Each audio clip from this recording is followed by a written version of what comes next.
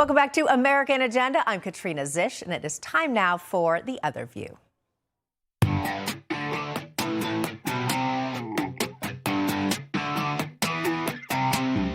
Well, the state of New Jersey is facing a teacher shortage, but a brand new law designed to tackle that deficit is now raising some eyebrows. It's called Act 1669, and it went into effect at the beginning of the year.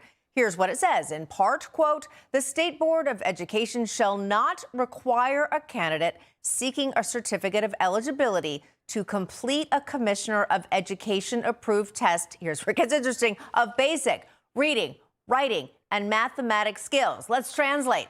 Individuals will no longer be required to pass a basic reading, writing, and arithmetic test in order to become a teacher in New Jersey.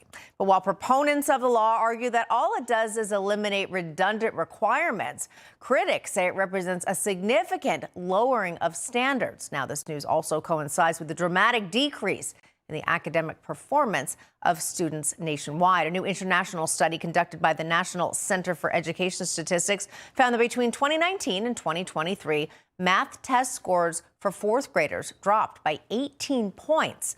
And even worse, scores for eighth graders declined by a whopping 27 points. Ouch.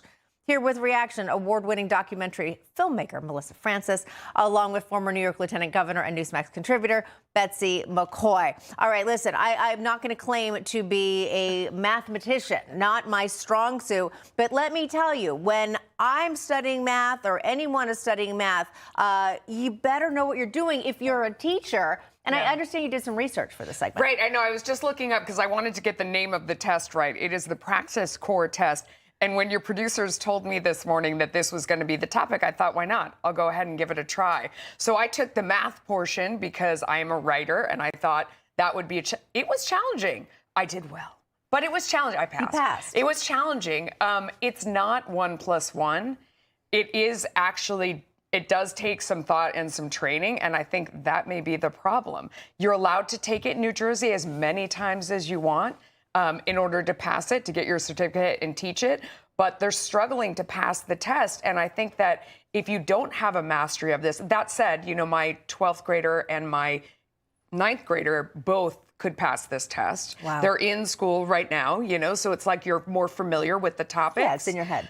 But I mean, come on, they should be able to pass this in order to teach the classes. The answer for more teachers isn't more teachers who can't do the work. Right. It's not dumbing them down, Betsy. It's the teachers should be masters of whatever they're teaching. And by New Jersey saying, nah, you don't have to worry about it. What is that doing to the kids? Well, it's not just New Jersey. Let me point out that this is happening in many primarily blue states where teachers' unions are very, very powerful. Arizona is another example. So you see across the country lowered standards for teachers. And this is at a critical time because our kids lost a lot during COVID when they were sent home.